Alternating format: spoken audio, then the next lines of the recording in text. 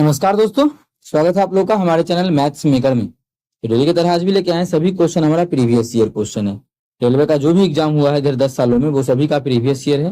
देखिए 10 सालों का एलपी का है, जेई का है, एनटीपीसी का है, क्योंकि आप लोग को पता है सभी का वैकेंसी आ चुका है, इसलिए मिक्स प्रश्न आप लोग हम डेली लेके आते हैं अपने चैनल पे सुबह के 6 बजे और शाम के 7 बजे। अगर आप लोग चैनल पर नए हैं तो चैनल को जरूर सब्सक्राइब करें। ये आपका अपना चैनल है मैथ्स मेकर, ठीक है। तो चलिए हम लोग पहला क्वेश्चन से स्टार्ट करते हैं। तो ये रहा हमारा पहला क्वेश्चन। क्या है पहला क्वेश्चन? यदि साइन पे सेक पे power 4 theta minus sec square theta बराबर 3 हो तो इसका मान ज्ञात करना है। तो इसका भी मान क्या हो जाएगा? डायरेक्ट इसका मान 3 है तो इसका भी मान 3 हो जाएगा। ऑप्शन हमारा सी बिल्कुल करेक्ट होगा। लेकिन कैसे, उसका प्रोसेस आप लोग को हम एक बार और समझा चुके हैं। ऐसा कॉट में भी यही रिलेशन आता है कि कौशिक लगा देता है, कौशिक कौशिक, और यहाँ पे कॉट कॉट पूछ लेता है। ठीक है, पावर 4 ही रहे दोनों जगह, बस एक जगह प्लस एक जगह माइनस, मतलब सिक वाला में माइनस एक वहां पे प्लस, तो पास सेम मान आता है। कैसे? तो चलिए जो चीज दिया है उस चीज को हम लिख लेते हैं। सबसे पहले क्या दिया है हमें? तो जो दिया है अभी आजा। अब चलिए आंसर को अभी हटा देते हैं। तो चलिए सेक पे पावर 4 थीटा, सेक पे power 4 theta minus sec square theta बराबर 3 दिया हुआ है। अच्छा, इसमें कुछ कॉमन आ रहा है क्या दोनों में? तो बोलिएगा बिल्कुल सेक स्क्वायर कॉमन आ रहा है, तो सेक स्क्वायर थीटा कॉमन ले लेंगे तो बचेगा क्या? तो यहाँ पे बचेगा हमारा सेक स्क्वायर थीटा, यहाँ पे बचेगा -1 बराबर कितना हो गया? 3 बराबर कितना? 3।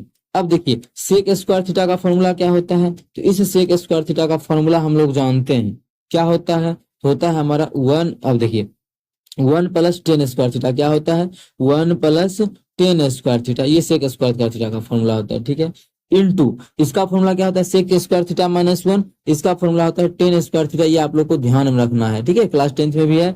और अपने यही चैनल पे, ये दूसरा चैनल जो है मैथ मेकर क्लासेस है, उस पे हम अच्छे से पूरा त्रिकोणमिति का फॉर्मूला का एक वीडियो बना चुके हैं, देख सकते हैं आप लोग। तो देखिए इसको गुना करेंगे तो क्या हो जाएगा? हो जाएगा 10 square theta plus square square 10 पे पावर 4 थीटा बराबर, अबे यार 4, 10 पे पावर 4 थीटा बराबर कितना हो जाएगा? 3 हो जाएगा। यही तो हमें ज्ञात करना था, जो कि हमारा आके तैयार है। यही हमें ज्ञात करना था ना। आप लोग बोलिएगा जी जी जी बिल्कुल यही तो ज्ञात करना था हमें, कि 10 स्क्वायर थीटा प्लस 10 पे पावर 4 थीटा क्या होगा। चलिए इसको हम ऐसे ना कर लें, अबे आजा। चलिए यही तो हमें ज्ञात करना था। तो कौन सा ऑप्शन में ऐसा है? तो ऑप्शन नंबर जो हमारा है, ऑप्शन ऑप्शन 3 में। देखिए यही ज्ञात करना था। देखिए आप लोग के सामने ये मान निकल चुका है। तो उम्मीद करते हैं दोस्तों सभी चीज आप लोग को अच्छे से समझ में आता होगा। कहीं भी दिक्कत हुआ करे किसी भी क्वेश्चन में तो कमेंट जरूर करके पूछ सकते हैं। ये आपका अपना चैनल है मैथ्स मेकर, ठीक है। तो चलिए अगला क्वेश्चन देख सकते हैं आप लोग। क्वेश्चन नंबर 2 हमारा क्या है? क्वेश्चन नंबर 2, 20 और 50 का तृतीय अनुपाती और 9 और 16 का मध्य अनुपाती के बीच अनुपात ज्ञात करना है। मतलब तृतीय अनुपाती भी निकालना है, मध्य अनुपाती, और दोनों का अनुपात करना है। क्या?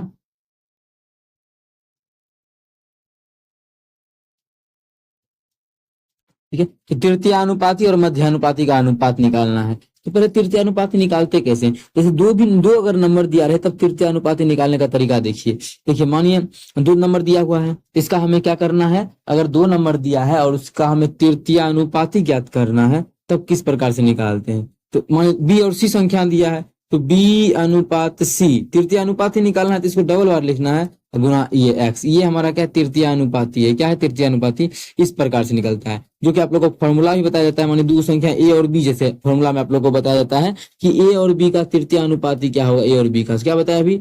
ए अनुपात बी, ठीक है। फिर अनुपात यहाँ पे ए अनुपात बी अनुपात, एक मिनट, यहाँ समानुपात का चिन्ह देते हैं ना, तो ए अनुपात बी समानुपात बी अनुपात सी, ये होता है हमारा तृतीय अनुपाती। आप लोगों को फॉर्मूला ये बताया जाता है कि x का मान बी स्क्वायर बटा ए, मतलब तृतीय अनुपाती का जो फॉर्मूला होता है वो क्या होता है? बी स्क्वायर बटा ए होता है। क्या होता है तृतीय अनुपाती का?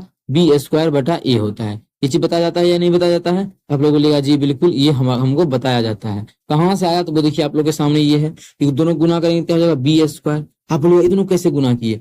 तो ठीक है, अगर समानुपात रहे तो तरीका है इसी दोनों गुना कीजिए, दोनों को गुना किए बराबर ए एक्स हो जाएगा। तो x बराबर देखिए बी आ जाएगा, x बराबर क्या? बी स्क्वायर बाय ए। ठीक है, ये भी चीज समझ में नहीं आया और किसी विद्यार्थी को तो ठीक है, मत समझिए यहाँ से। ऐसे तो आप लोग को पता होगा कि a बटा बी ये है अनुपात का, मतलब a बटा बी तो a बटा बी बराबर ये हमारा क्या समानुपात का मान b बटा x, यहाँ से x का मान निकालिएगा तो आ जाएगा हमारा b स्क्वायर बाई ए। इस चीज को याद रखिएगा, ठीक है। तो फॉर्मूला याद रखना नहीं पड़ेगा आप लोगों को। चलिए यहाँ पे समझा ही दिया आप लोगों को। तो ये हमारा क्या आ गया, ये आ गया हमें तृतीय अनुपाती, तृतीय अनुपात यहाँ लिख देते हैं थर्ड प्रोपोर्शन, ठीक है, थर्ड प्रोपोर्शन। दूसरा हमको निकालना है मध्यानुपाती भी, ठीक है, मध्यानुपाती भी। ये क्या होता है, सेम उसी प्रकार से मध्यानुपाती भी निकलता है। जैसे मानिए दो गो संख्या ए और बी है, आप लोग को मध्यानुपाती क्या बताया जाता है, इसका अंडर रूट कर दीजिए, आ जाएगा। कहाँ से आता है ये, इसका अंडर रूट, मान संख्या ए है, इसका मध्यानुपाती एक्स, फिर एक्स समानुपाती चिन्ह देंगे और फिर इसका अनुपात बी कीजिएगा तो एक्स स्क्वायर बराबर क्या आ जाएगा, इस दोनों को गुना करेंगे तो ए और बी, स्क्वायर यहाँ से हटाएंगे तो यहाँ पे रूट हो जाएगा। समझ में आ गया फॉर्मूला कहाँ से आया था, पूरा चीज आप लोग के सामने हम यहाँ पे बता चुके हैं, कहीं भी दिक्कत नहीं हुआ होगा, ठीक है। इसको हम इरेज कर लेते हैं। तो इसका जो फॉर्मूला आता है मध्यानुपाती का, वो होता है अंडर रूट ए गुना बी, क्या ए गुना बी। क्या इससे आप लोग को याद नहीं रखना है, उसका आप लोग को हम बता चुके हैं कि हमें इस क्वेश्चन में क्या बोला है, इसका अनुपात निकालना। चलिए मान बैठा देते हैं बी स्क्वायर मतलब 50 का स्क्वायर, 50 का स्क्वायर 50 गुना 50 बटा ए कितना है हमारा, ए हमारा 20 है। इसका क्वेश्चन में बोला है अनुपात निकालना है, किसके साथ, चलिए इसका अनुपात निकालना है, इसका अनुपात किसके, अंडर रूट ए गुना बी, ए और गुना बी मतलब 9 गुना 16। चलिए सॉल्व कर लेते हैं। ये जी अबे आजा, एक जीरो से एक जीरो गया, 2 से काटेंगे तो 25 हो जाएगा। तो कितना आ गया ये 25 गुना 5 अनुपात, इसको इसका मान 3 हो जाएगा, इसका मान 4 हो जाएगा, वर्गमूल निकलेगा। तो इसको सॉल्व करेंगे तो 125 कटेगा तो नहीं, इसलिए 125 अनुपात 4 तिया 12। तो ये टाइम कितना भी लगे, बस एक एक चीज आप लोग को समझ में आता है, मेरे लिए वही क्या है, बहुत बड़ी बात है, ठीक है। तो आप लोग को समझ में ये आ गया होगा कि दोनों का, आप लोग यहाँ 3 चीज समझ में, आप ये निकाल दिए, फिर ये इसका फॉर्मूला मध्यानुपात का भी, फिर दोनों को मिलाकर के अनुपात निकाले 125 अनुपात 12, जो कि हमारा किस ऑप्शन में है, ऑप्शन डी में है। तो ऑप्शन डी हमारा बिल्कुल करेक्ट आंसर हो जाएगा। कौन सा ऑप्शन, ऑप्शन डी। उम्मीद करते हैं दोस्तों समझ में आ गया होगा। कहीं भी किसी प्रकार का कोई भी दिक्कत हो किसी भी क्वेश्चन में, कमेंट करके पूछ सकते हैं। ये आपका अपना चैनल है मैथ्स में। क्वेश्चन देखिएगा हमारा क्या है, क्वेश्चन नंबर 3। एक विक्रेता 1 दर्जन पेंसिल 25 रुपया में खरीदता है, ठीक है। 1 दर्जन पेंसिल जो खरीदा है वो कितने में खरीदा है, 25 रुपया में खरीदा है, ठीक है। समझिएगा 1 दर्जन मतलब 12 को पेंसिल बोले, या बोल सकते हैं इसी को 1 दर्जन भी बोल सकते हैं, बात समझ में आ रहा होगा। 1 दर्जन पेंसिल जो है वो कितना में खरीदा है, 25 में खरीदा है, ठीक है। आगे बोला है जब बेचने का, ये एसपी हो गया, ये क्या हो गया, एसपी हो गया, सीपी हो गया, खरीदना है ना, खरीदा है, ये खरीदता है मतलब ये सीपी है, ठीक है। मतलब क्या 12 गो केला या जो भी है, 1 दर्जन पेंसिल, 12 गो पेंसिल, इस सामान में 12 गो का कितना है, 25 रुपया है।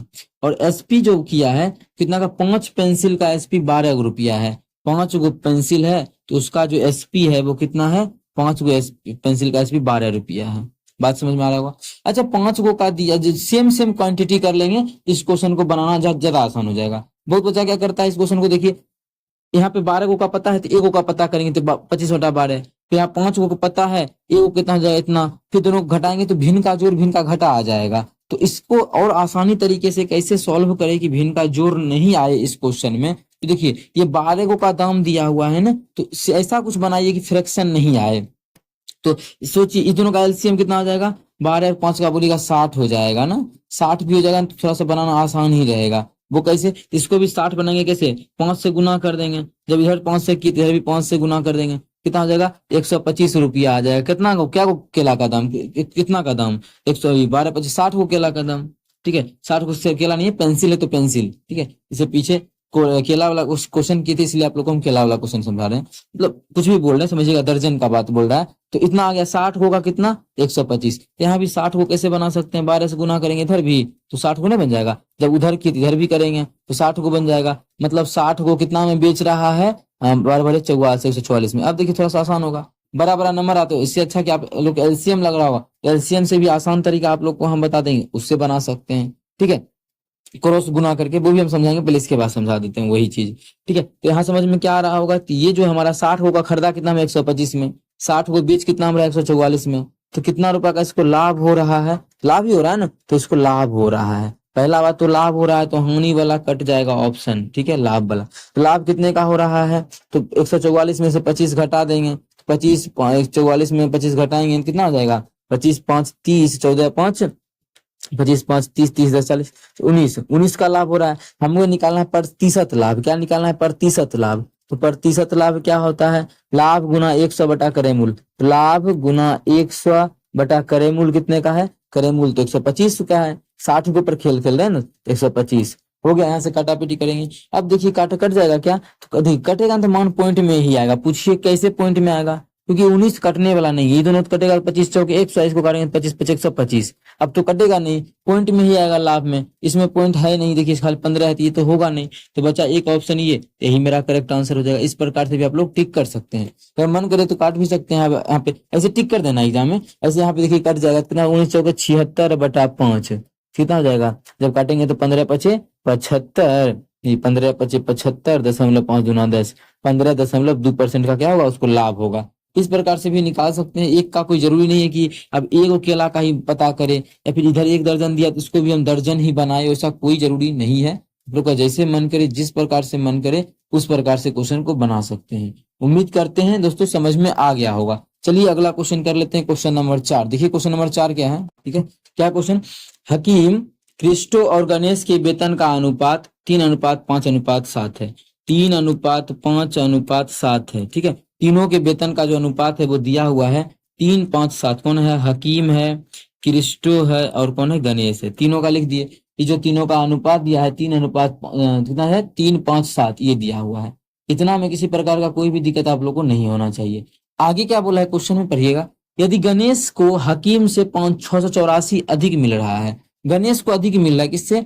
हकीम से। अब अनुपात में कितना अधिक मिल रहा है? देखिए तो गणेश यहाँ 7 है, हकीम कितना है? 3 है। तो गणेश को अधिक मिल रहा है, कितना अधिक मिल रहा है? 4 अधिक मिल रहा है ना। ये हकीम को तो 3 ही मिल रहा है, गणेश को 7 मिल रहा है। इसका मतलब कितना अधिक मिल रहा है? 4। और एक्चुअल में 4 नहीं, एक्चुअल में मिल रहा है कितना अधिक? 684 अधिक। इसका मतलब हम बोल सकते हैं कि एक अनुपात का मान यहाँ से काट के निकालेंगे 17 चौके 68, 17 17 171 अधिक मिल रहा है। एक अनुपात का मान 171। अब जो पूछेगा निकाल देंगे। पूछा क्रिस्टो का वेतन क्या है? क्रिस्टो का वेतन है कितना? अगर यहाँ से हम लोग देख के टिक करें क्रिस्टो का वेतन अनुपात में कितना है, तो बोलिएगा क्रिस्टो का वेतन अनुपात में तो 5 अनुपात है। कितना है? 5 अनुपात है। तो एक अनुपात का मान 171, तो 5 अनुपात का मान कितना हो जाएगा? 5 गुना 171 कितना? 171। तो इसको गुना करेंगे 5 17 पचे 85 कितना है भैया? 17 पचे 85 कितना आ जाएगा? 855। तो उसका जो क्रिस्टो का वेतन हो जाएगा वो हमारा 855 हो जाएगा, जो कि हमारा ऑप्शन सी में है। ऑप्शन सी हमारा बिल्कुल करेक्ट आंसर हो जाएगा। कौन सा ऑप्शन? Option C. उम्मीद करते हैं दोस्तों समझ में आ गया होगा। कहीं भी किसी प्रकार का कोई भी दिक्कत हो किसी भी क्वेश्चन में, कमेंट करके पूछ सकते हैं। ये आपका अपना चैनल है मैथ्स मेकर।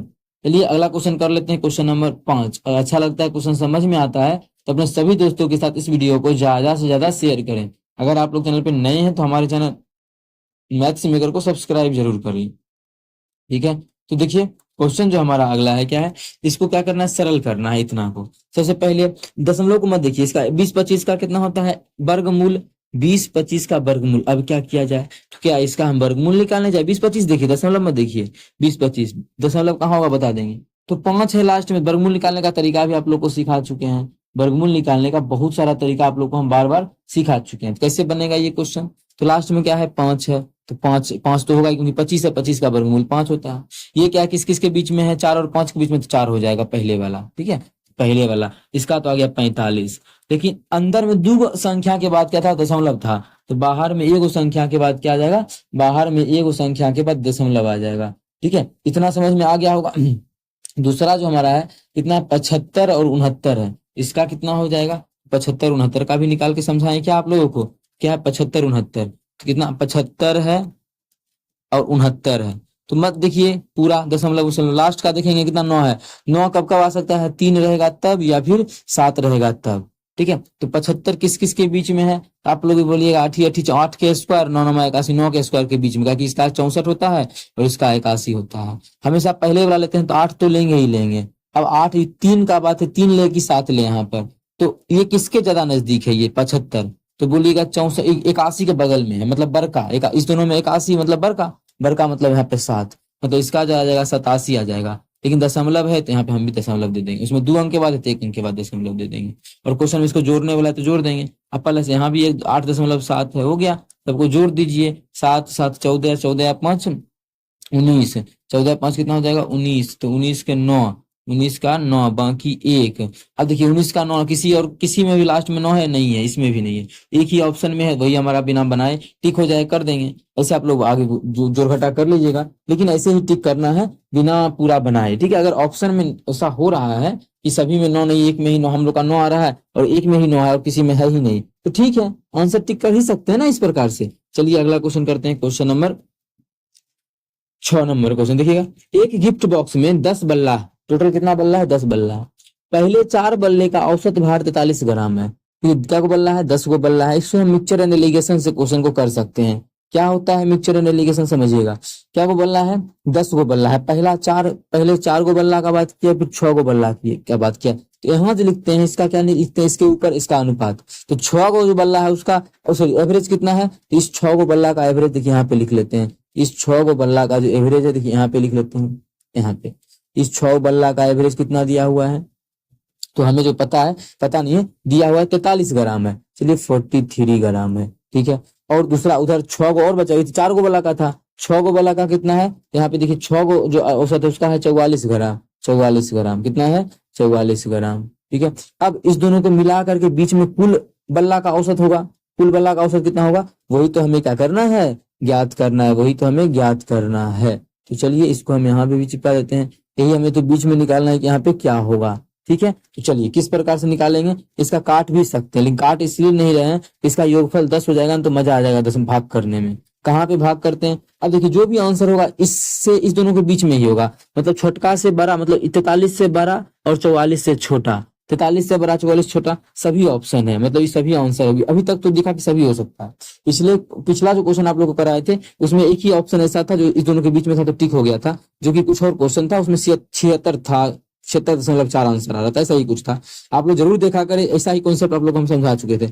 आंसर क्या होगा, इस दोनों के बीच में, मतलब एक से बड़ा होता है दूसरे से छोटा होता है, इस चीज को ध्यान रखना है, ठीक है। ऐसा कोई ऑप्शन है ही नहीं हमारे पास अभी पे। तो कह रहे क्या, इस दोनों का बीच का डिफरेंस देख लीजिए, बेसिक इसका देखिए क्या है, इस दोनों के बीच का डिफरेंस कितना है, तो बोलिएगा इस दोनों के बीच का जो डिफरेंस है वो 1 है। कितना है, 1 है। और उसका कितना टुकड़ा करना है, 6 और 4 10 टुकड़ा कर रहे हैं। चलिए 10 टुकड़ा कर देते हैं, करेंगे कितना आ जाएगा, 0.1 आ जाएगा। अब देखिए एक टुकड़ा का मान 0.1 और तो 4 टुकड़ा का मान कितना हो जाएगा, 0.4। इधर से भी आंसर निकाल सकते हैं, या किसी का मन करे तो इधर से निकालने का, तो एक टुकड़ा का मान 6, तो एक टुकड़ा मान 0.1, तो 6 टुकड़ा का मान 0.6। लेकिन टाइम बर्बाद इस समय नहीं करना, इधर निकल गया तो डायरेक्ट आंसर निकाल लेंगे। तो क्या बोले थे, एक से बड़ा दूसरे से छोटा होता है, तो बीच में होगा किससे बड़ा होगा, तो 43 छोटका है, से बड़ा होगा, कितना बड़ा होगा, इसमें ये जोड़ दीजिए 4.6, 4 कितना 43 तो था ही, में 6.6 जोड़ देंगे। आप लोग बोलेगा नहीं इधर से हमको नहीं निकालना है, हमको इसी से निकालना है, तो ठीक है। अब देखिए ये दोनों में क्या मान होगा, ये बड़ा होगा, ठीक है, बड़ा होगा ना ये वाला, इससे बीच वाला से बड़ा होगा। कितना बड़ा होगा, 0.4, इसके सामने 0.4 है, 0.4 बड़ा होगा, मतलब ये जो रहा होगा वो 43.6 होगा। तभी तो 43.6 करेंगे, इससे 4 बड़ा, मतलब तो 44 हो जाएगा। तो किसी भी तरीके से निकाले 43.6 ही निकल रहा है, ये मेरा आंसर हो जाएगा, ठीक है। आप लोग को समझ में आ गया होगा, अगर बीच वाला गायब हो तो कैसे मिक्सचर एंड एलिगेशन से इस क्वेश्चन को बनाया जा सकता है। उम्मीद करते हैं दोस्तों समझ में आ गया होगा। सभी क्वेश्चन को आप लोग को बहुत ही बेहतरीन तरीके से समझाए हैं। ये भी क्वेश्चन देखिए, इसमें क्या था, तृतीय अनुपाती निकालना था, मध्य अनुपाती आप लोग को समझाए, कहाँ से आया वो भी समझाइए दोनों, फिर उसका अनुपात निकालना था तो वो भी हम लोग निकालें, ठीक है। ये फॉर्मूला को भी आप लोग को क्या करना है, याद रखना है। तो फॉर्मूला को भी हम कर देते हैं हाईलाइट, इस फॉर्मूला को। और यहाँ भी एक हमारा फॉर्मूला है, इसको तो हम किए ही नहीं है, इस फॉर्मूला को भी आप लोग को याद रखना है। दोनों ही बहुत ही बेहतरीन फॉर्मूला है, ठीक है। और कहाँ से आया वो भी समझना है, तो वो भी हम समझा चुके हैं, ठीक है। ये था क्या, इसके तृतीय अनुपाती के लिए है, मध्य अनुपाती के लिए, और ये है दोनों का अनुपात बोला था क्वेश्चन में, तो वो भी हम लोग निकाल दिए। चलिए मिलेंगे नेक्स्ट वीडियो में इसी प्रकार का बेहतरीन क्वेश्चन लेके। Thank you.